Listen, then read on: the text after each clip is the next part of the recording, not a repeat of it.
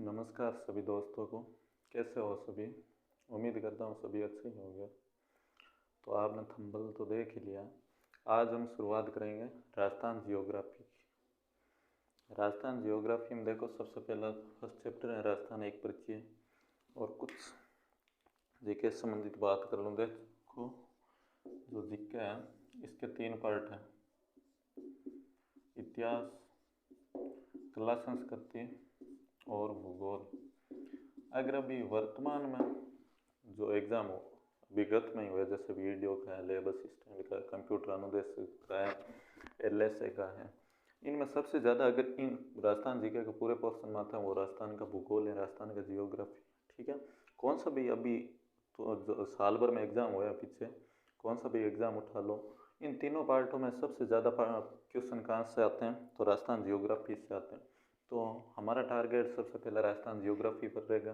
सबसे पहले हम राजस्थान जियोग्राफी कंप्लीट करेंगे। राजस्थान जियोग्राफी में सबसे पहला हम लेसन ले लियो राजस्थान एक परिचय, फिर बाद में लेवा राजस्थान के भौतिक प्रदेश, राजस्थान में कितना भौतिक प्रदेश है, वर्तमान में कितना है, कब विभाजन करियो, कण कण करियो, फिर बारे में संपूर्ण जानकारी यहाँ पर राजस्थान भौतिक प्रदेश पढ़ना भी लेवा। ठीक, फिर बाद में पढ़ना राजस्थान को नदियाँ, कौन सी नदियाँ जो बंगाल की खाड़ी में मिलती हैं, कौन सी अरब सागर की ओर जाती हैं, कौन अंतर प्रवाहित नदियाँ हैं, सारी जानकारी नदियों वाले चैप्टर में करेंगे। उसके बाद में हम पढ़ेंगे राजस्थान की मिट्टियाँ, राजस्थान के किस क्षेत्र में कौन कौन सी मिट्टियाँ पाई जाती हैं उसके बारे में संपूर्ण।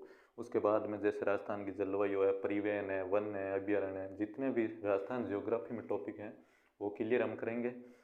संपूर्ण राजस्थान जियोग्राफी पढ़ने के बाद हम पढ़ेंगे राजस्थान की हिस्ट्री।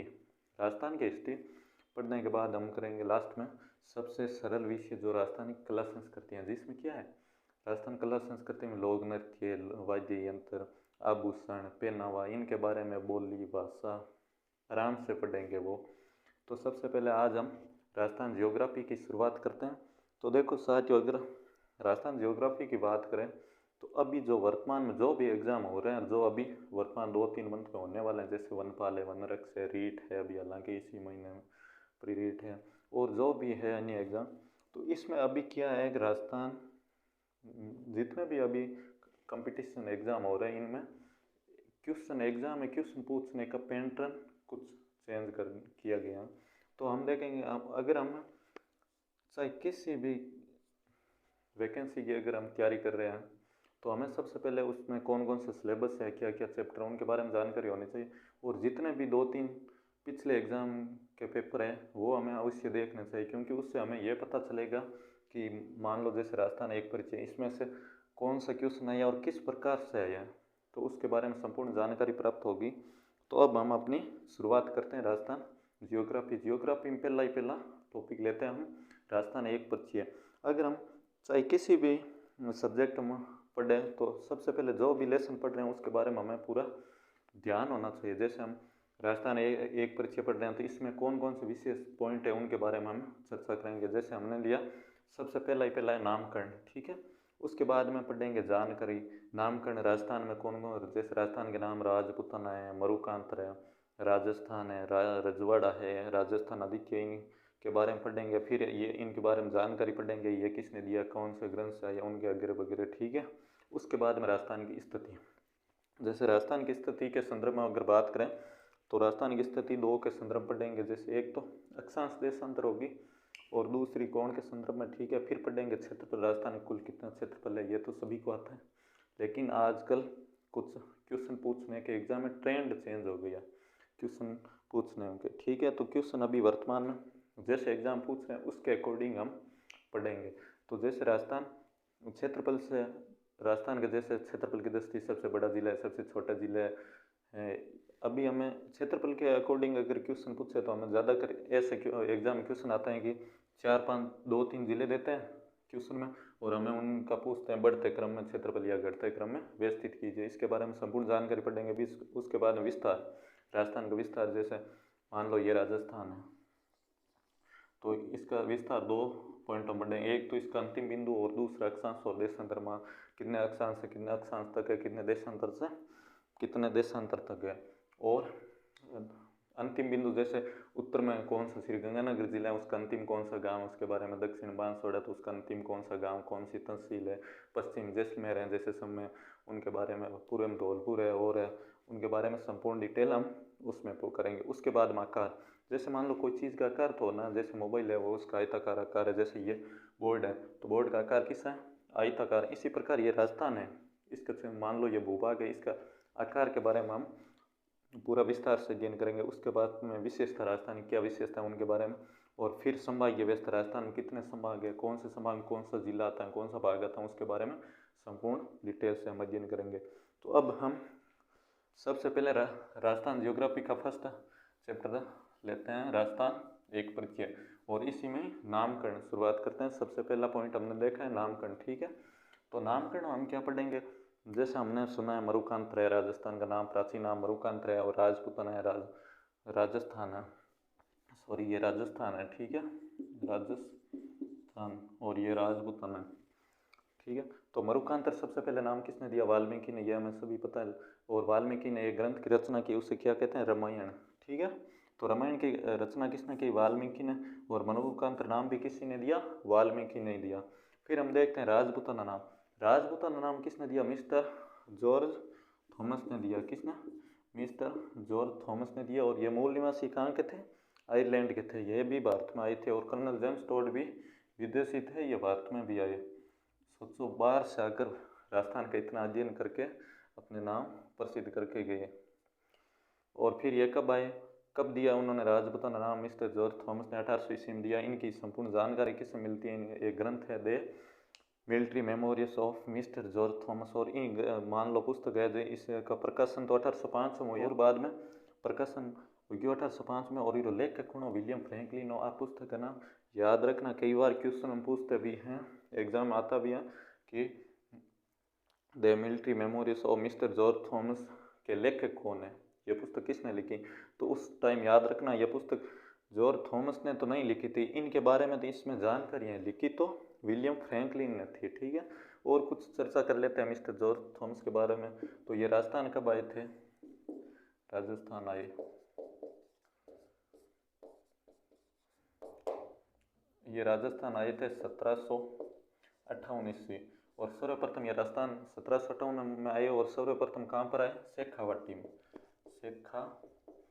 शेखावाटी में कौन कौन से जिले आते हैं जरा कमेंट करके बताएं। शेखावाटी में देखो चूरू है, झुंझुनू है और सीकर है, ठीक है, शेखावाटी में आए। उसके बाद इनकी मृत्यु भी राजस्थान में ही हुई है। देखो जॉर्ज थॉमस की मृत्यु हुई थी 1802 ईस्वी में, 1802 ईस्वी में, और हुई कहाँ पर, बीकानेर, याद रखना, कई बार क्वेश्चन में पूछते भी हैं। और ये तो हमने पढ़ लिया राजपूताना, और राजपूताना जॉर्ज थॉमस ने दिया, उनके बारे में पढ़ लिया। अब है राजस्थान नाम, जो अभी वर्तमान में है, और इससे संवैधानिक मान्यता प्राप्त हुई 26 जनवरी 1950 को राजस्थान नाम को, ठीक है। और ये नाम किसने दिया, कर्नल जेम्स टोड ने दिया, कब दिया, 1829 ईस्वी में। तो अब हम इन कर्नल जेम्स टोड के बारे में कुछ पढ़ लेते हैं, फिर आगे पढ़ेंगे इससे संबंधित जानकारी। राजस्थान नाम के जैसे राजस्थान आदित्य नाम आया, यह कहाँ से आया, कब आया, इनके बारे में भी विस्तार से जानकारी लेंगे। तो अभी हम कर्नल जेम्स टोड, इनके भी उपनाम है, कर्नल जेम्स टोड को घोड़े वाला बाबा भी कहते हैं, राजस्थान का जनक भी कर्नल जेम्स टोड को कहा जाता है। तो अब हम पढ़ेंगे कर्नल जेम्स टोड के बारे में। और ज़रा कमेंट करके बताएं, टोडगढ़ एक किला है, एक टोडगढ़ पहाड़ी भी है, ये कहाँ पर है, कौन से ज़िले में, उनके बारे में भी कमेंट ज़रूर करें, ठीक है। तो अब हम पढ़ेंगे कर्नल जेम्स टोड के बारे में। तो कर्नल जेम्स टोड ने 3 नाम दिए राजस्थान के लिए, कितने नाम दिए, 3। एक तो राजस्थान दिया ही था, राजस्थान, एक नाम दिया था रायथान या रायथन की भी मान लो, एक दिया था रजवाड़ा, ठीक है। और ये सब नाम दिए कब थे, कब, तो 1829 ईस्वी में दिया था, ठीक है। राजपूताना नाम तो मिस्टर जॉर्ज थॉमस ने कर दिया था, मिस्टर जॉर्ज थॉमस ने दिया था 1800 ईस्वी में दिया था उन्होंने, और राजस्थान नाम 1829 ईस्वी में कर्नल जेम्स टोड दिया। तो अब थे पूछ ले के अगर ये भी राजस्थान आए तभी राजस्थान नाम दिया, तो ये राजस्थान कब आए? तो ये राजस्थान आए 1806 ईस्वी में, 1806 में आए थे, ठीक है। और ये सर्वप्रथम कहाँ पर आए? मांडलगढ़ भीलवाड़ा, मांडलगढ़ भीलवाड़ा में आए थे सर्वप्रथम, ये मांडलगढ़ भीलवाड़ा, ठीक है। और इनकी मृत्यु हो जाती है 1835 में, मृत्यु 1835 ईस्वी में, ठीक है। और इनकी भी एक पुस्तक है, उस पुस्तक का क्या नाम है? द एनालस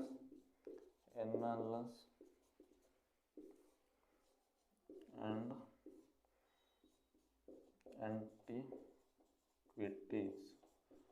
एंटीक्विटीज ऑफ राजस्थान, ठीक है। The एनालस and antiquities of Rajasthan. इस पुस्तक को लिखी तो इन्होंने थी, लेकिन इसका संपादक किसने किया? इनके एक प्रिय शिष्य थे, यहाँ लिख देता हूँ, संपादन। उस पुस्तक का संपादन किसने किया था? संपादक किया था इनके एक शिष्य थे, विलियम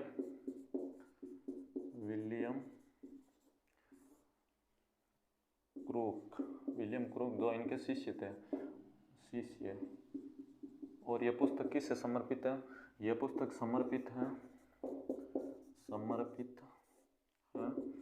इनके गुरु थे यति ज्ञान चंद्र, गुरु यति ज्ञान चंद्र को समर्पित है इनकी पुस्तक, यति ज्ञान चंद्र को इनकी पुस्तक समर्पित है। तो हमने सर्वप्रथम देखा राजस्थान के नामकरण की जानकारी, हमने सर्वप्रथम राजस्थान नामकरण की जानकारी देखी। इसके संदर्भ में 3 नाम देखे हमने, राजस्थान, रजवाड़ा, राजस्थान और दिया कर्नल जेम्स टोड ने। अब इसके बारे में हम देखेंगे आगे की जानकारी। तो राजस्थान के लिए सर्वप्रथम सबसे प्राचीन नाम देखें तो राजस्थान आदित्य, राजस्थान का सबसे प्राचीन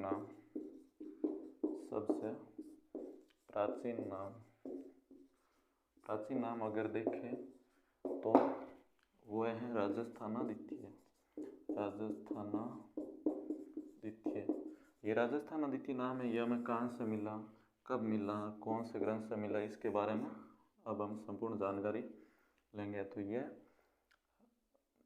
682 ईस्वी का है, 682 विक्रम संवत का है, सॉरी, और ईस्वी है सतोलेस कर लो। तो अगर ईस्वी सन पूछ ले तो 625 ईस्वी में मिला था। और ये भी सिरोही से मिला। कहाँ से मिला? सिरोही से। और सिरोही में ये खिमल माता के मंदिर,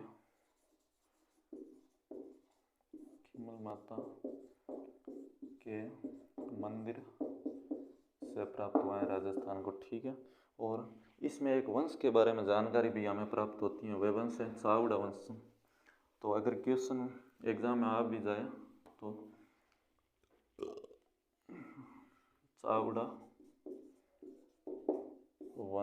चावड़ा वंश के बारे में जानकारी हमें मिलती है। और ये कहाँ से? बसंतगढ़ शिलालेख।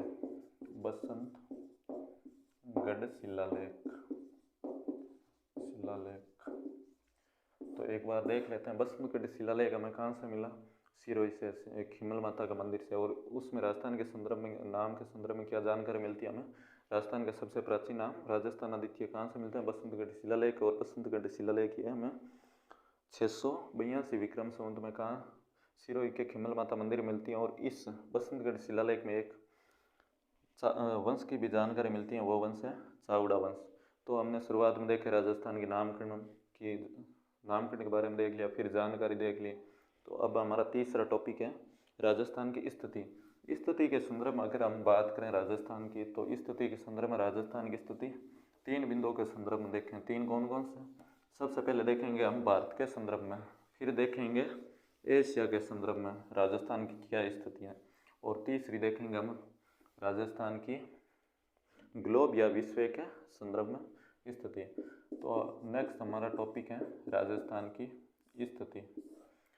तो स्थिति में हमने बात की कि हम 3 स्थितियों के संदर्भ में राजस्थान की स्थिति देखेंगे। सबसे पहले हमने भारत के संदर्भ में देखनी है, भारत के संदर्भ में। फिर देखेंगे हम एशिया के संदर्भ में राजस्थान की स्थिति, एशिया के संदर्भ में राजस्थान की स्थिति। और अंत में देखेंगे हम ग्लोब या विश्व के संदर्भ में। अगर हम ग्लोब की बात करें तो ग्लोब में देखेंगे तो इसकी स्थिति दो भागों में विभाजित हो जाएगी, एक तो अक्षांश और एक देशांतर। अक्षांश और देशांतर। अक्षांश तो वे रेखाएं ग्लोब पर जो क्षैतिज हैं और देशांतर वे रेखाएं ग्लोब की जो ऊर्ध्वाधर है। देशांतर से समय का निर्धारण होता है।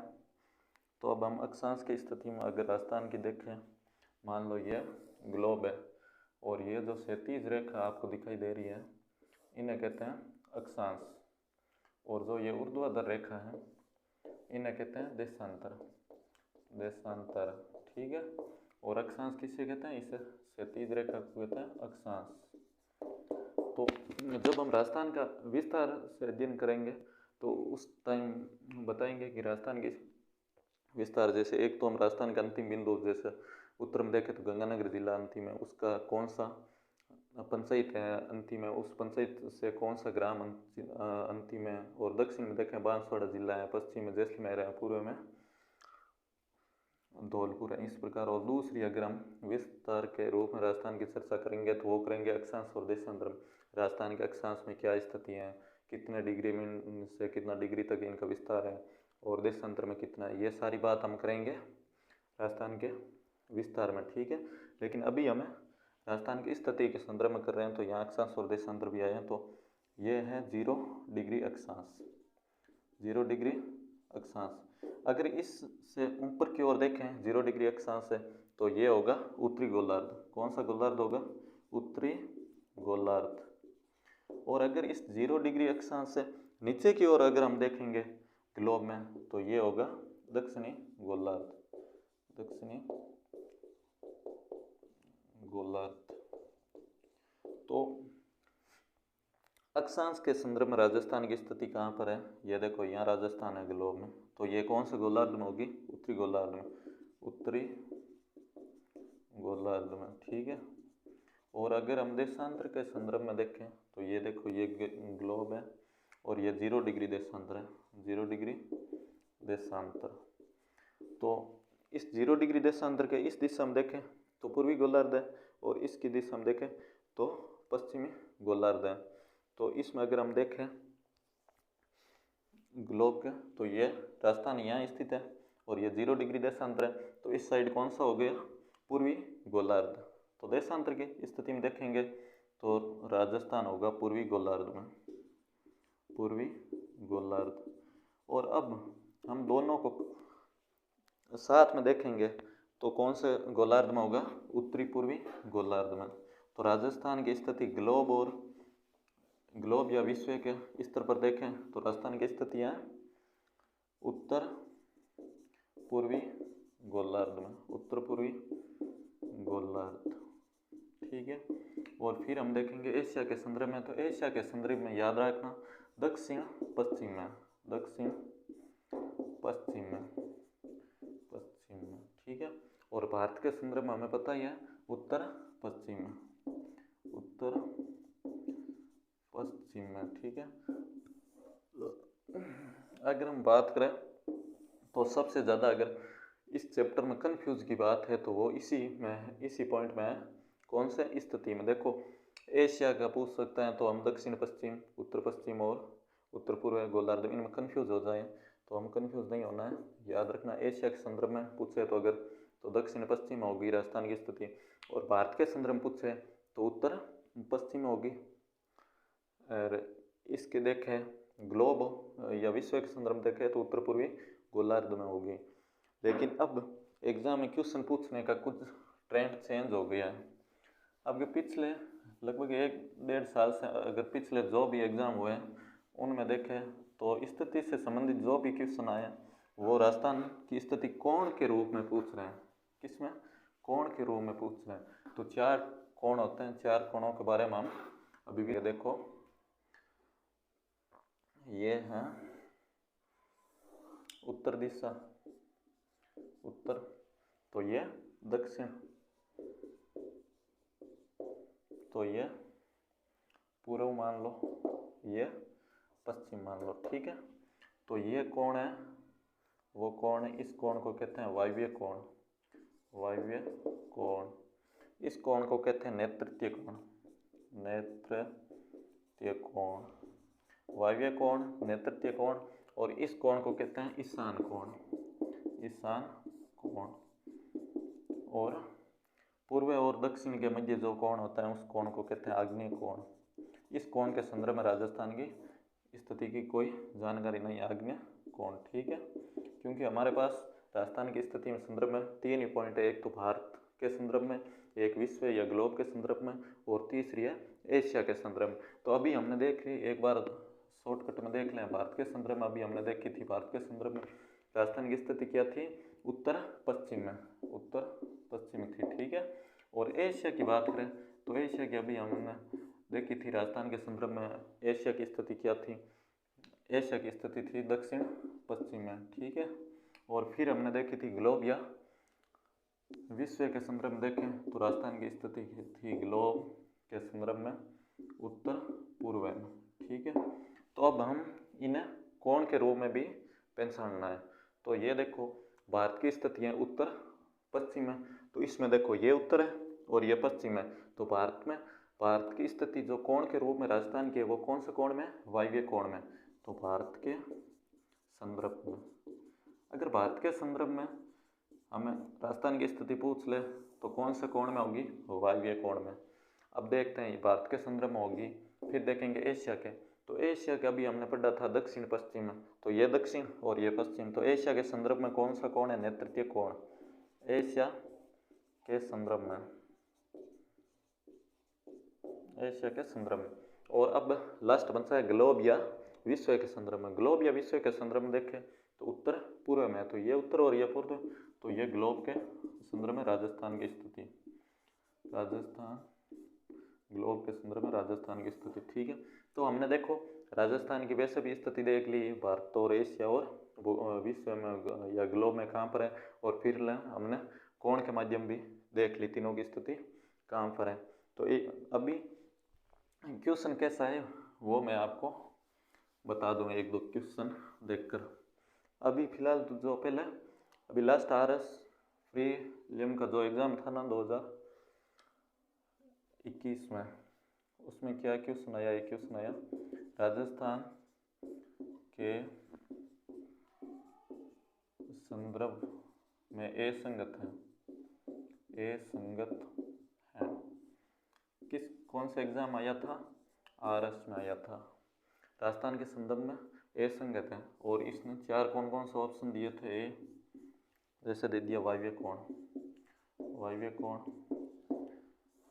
बी दे दिया ईशान कोण, ईशान कोण, और सी दे दिया आग्नेय कोण, आग्नेय कोण, और डी दे दिया वायव्य हो गया, ईशान हो गया, आग्नेय हो गया, और फिर बनसा नेतृत्य कोण, नेतृत्य कोण, नेतृत्य कोण। तो क्वेश्चन क्या था, राजस्थान के संदर्भ में असंगत है, और ये असंगत किसके स्थिति के आधार पर था, ठीक है। इसने किसके आधार पर पूछा, स्थिति के आधार पर। तो हमने पढ़ा कि वायव्य कोण में तो राजस्थान की स्थिति है, किसके संदर्भ में वायव्य कोण में, तो ये भारत के संदर्भ में राजस्थान की स्थिति वायव्य कोण में, भारत में, ठीक है। और ईशान कोण में भी हमने पढ़ा था राजस्थान की स्थितियाँ किसके संदर्भ में, एशिया के संदर्भ में। तो ईशान कोण भी हो गया एशिया के संदर्भ में राजस्थान की स्थितियाँ, ठीक है। और अब देखते हैं नेतृत्य कोण में। नेतृत्य कोण में भी राजस्थान की संदर्भ, नेतृत्य कोण में तो है एशिया की, एशिया की तो नेतृत्य कोण में, और ईशान कोण में ग्लोब या विश्व के संदर्भ में ईशान कोण में, ठीक है। तो लेकिन ये आग्नेय कोण है ना जो दक्षिण और पूर्व में, इसमें राजस्थान की कोई स्थिति नहीं है, तो इसका सही आंसर होगा सी। तो आपने देख लिया कि अभी जो वर्तमान जो भी भर्ती हो रही है उनमें राजस्थान स्थिति से संबंधित किस टाइप के क्वेश्चन पूछे जा रहे हैं, ठीक है। और आपने स्थिति के संदर्भ में दो ही पॉइंट बनते हैं, एक तो सीधी यानी जैसे भारत के संदर्भ में राजस्थान की स्थिति, फिर एशिया के संदर्भ में, फिर ग्लोब या विश्व के संदर्भ में, फिर इन तीनों की कोण के संदर्भ भी स्थिति पूछ ली। तो अब हम 2-3 क्वेश्चन भी देख लेते हैं। तो एक क्वेश्चन है राजस्थान स्थापना दिवस, स्थापना दिवस, ठीक है। एक है राजस्थान दिवस, एक तो केवल राजस्थान दिवस है, एक राजस्थान स्थापना दिवस है, ठीक है। और एक है राजस्थानी,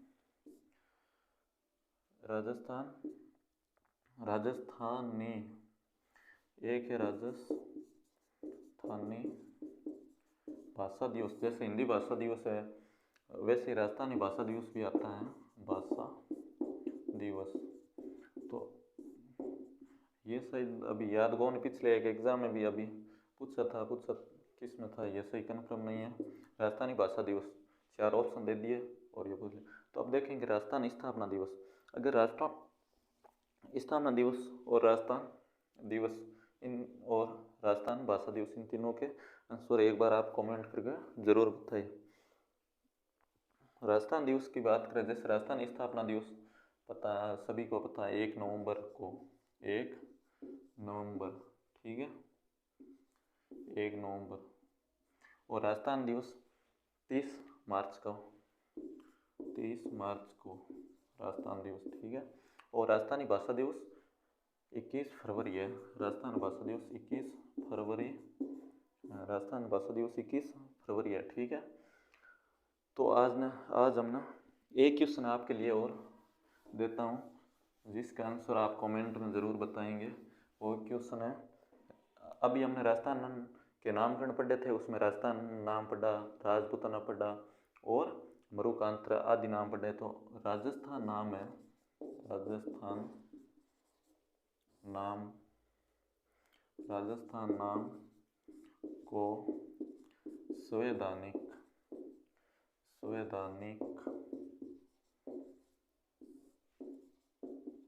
मान्यता कब मिली, संवैधानिक मान्यता कब मिली। तो इसके ऑप्शन एक बार देख लेते हैं। ये तो क्वेश्चन है, ऑप्शन ए नंबर 26 जनवरी 1949, ठीक है। फिर 26 जनवरी 1950, सी नंबर है 1 नवंबर 1956, ठीक है। और डी है 1 दिसंबर 1950। तो इनमें से आपको ने जो राइट आंसर है कमेंट में अवश्य बताएं। तो आज हमने किस किस के बारे में चर्चा की। राजस्थान एक परिचय था, चैप्टर था, उसमें 3 बिंदु हमने कवर कर लिए। कौन कौन से? एक तो नामकरण कर लिया, फिर जानकारी और स्थिति, ठीक है। नामकरण में हमने देखा था राजस्थान के नाम, जैसे मरुकांतर किसने दिया, वाल्मीकि ने दिया। राजपूताना नाम मिस्टर जॉर्ज थॉमस ने दिया। और राजस्थान नाम जो कर्नल जेम्स टोड ने दिया। कर्नल जेम्स टोड राजस्थान कब आया? कर्नल जेम्स टोड राजस्थान आया था 1806 ईस्वी में आया था, ठीक है। और 1835 ईस्वी में मृत्यु हो गई और सर्वप्रथम ये मांडलगढ़ भीलवाड़ा आया था। इसी प्रकार अगर मिस्टर जॉर्ज थॉमस की बात करें तो राजस्थान आया था 1758 ईस्वी में और इसकी मृत्यु होगी 1802 ईस्वी में बीकानेर में, ठीक है। ये सब याद रखना। और उसके बाद में जानकारी में देखी हमने बसंतगढ़ शिलालेख में राजस्थान आदित्य नाम प्राप्त हुई जगह। राजस्थान सब प्राचीन नाम है। बसंतगढ़ शिलालेख हम आपन मिलियो जगह सिरोही में मिलियो 682 ईस्वी में। कब मिलियो? 682 विक्रम संवत मिलियो। और ईस्वी की बात करें तो 625 ईस्वी ने मिलियो, ठीक है। खिमल माता मंदिर। और भी मैं एक वंश के बारे में भी जानकारी मिले, वो किस वंश हो? चावड़ा वंश है। उसके बाद में हमने देखा राजस्थान की स्थिति के संदर्भ में भारत, एशिया और ग्लोब में राजस्थान कहाँ है, ये सारी हमने जानकारी कर ली। तो आज हमने राजस्थान के एक परिचय में 3 टॉपिक तो कर ही लिए, नामकरण, जानकारी और स्थिति। अगली नेक्स्ट क्लास में करेंगे हम क्षेत्रफल, विस्तार, सीमा, आकार, विशेषता और सामायिक व्यवस्था। जितना हो सके उतना हम जल्दी से और एग्ज़ाम की पॉइंट व्यू को देखते हुए हम करेंगे। और अगर आपको आज की यह क्लास कैसी लगी वो कमेंट में ज़रूर बताएं। अगर हम बात करें तो आज हो गई 15 जुलाई, शायद 17 जुलाई, ठीक है। तो जुलाई लगभग इस वर्ष की तो चली गई। यहाँ बात कर लेते हैं थोड़ी सी, आपका ज़्यादा समय नहीं लूँगा। ये है जुलाई 2022, ठीक है, और जुलाई 2023, ठीक है। फिर 2023 में दिसंबर में चुनाव है, आप सभी को पता है। दिसंबर 2023 और दिसंबर 2024 में भी चुनाव है, ठीक है। 2023 में थे विधानसभा के, 2024 में लोकसभा के। तो अब आप सभी समझ गए होंगे कि हमारे पास जितनी भी अभी जो भी एलडीसी की अगर भर्ती आए तो वो जुलाई तक आकर कंप्लीट हो जाएगी। अगर होगी, नहीं होगी तो फिर वो 23 दिसंबर के बाद ही होगी। तो हमारे पास कितना टाइम बचा, ये 1 साल। अगर 1 साल हम समय का सही उपयोग कर लेते हैं तो हमारे पास गवर्नमेंट जॉब होगी। आपको टाइम तो देख लिया 1 वर्ष का ही बचा है, क्योंकि दिसंबर में 2023 में चुनाव है तो आचार संहिता लग जाएंगे, फिर कोई वैकेंसी नहीं आएगी। और वापस दिसंबर 2024 में लोकसभा का चुनाव है तो वैकेंसी मुश्किल है, तो वापस वैकेंसी मिलेगी 2025 में। तो अभी हमारे पास 1 वर्ष का टाइम है, जुलाई 2022 से जुलाई 2023। जो कुछ करना है वो हम कर सकते हैं। ये तो थी बात। और फिर हम पढ़ेंगे राजस्थान जियोग्राफी कर ली, उसके बाद हम पढ़ेंगे राजस्थान हिस्ट्री, हिस्ट्री, और 20 बाद में आर्ट एंड कल्चर, ठीक है। और उसके बाद में एलडीसी को ध्यान में रखते हुए हिंदी, एलडीसी के लिए हिंदी, एलडीसी के बारे में भी एक दिन में विस्तृत चर्चा के लिए क्लास बनाऊंगा। उसमें एलडीसी में कितने पेपर होते हैं, 2 पेपर होते हैं, कौन कौन क्या क्या सिलेबस हैं, फर्स्ट पेपर और सेकंड पेपर भाषा का पेपर होता है शायद, उसमें 75 क्वेश्चन शायद लगभग करीब हिंदी के आते हैं। तो हिंदी हम 0 से बेसिक करेंगे। आगे एसआई की भी भर्ती आ रही है, तो एलडीसी में हिंदी है वो सेम टॉपिक एसआई में, तो हमारे वहाँ दोनों वैकेंसियों के लिए भी वो क्लास उपयोगी होगी। तो आज के लिए इतना ही। आपको कैसी लगी क्लास कमेंट लाइक ज़रूर करें, और जो भी अगर इसमें कमी है या कोई त्रुटि है तो वो कमेंट करके अवश्य बताएं। धन्यवाद आप सभी का।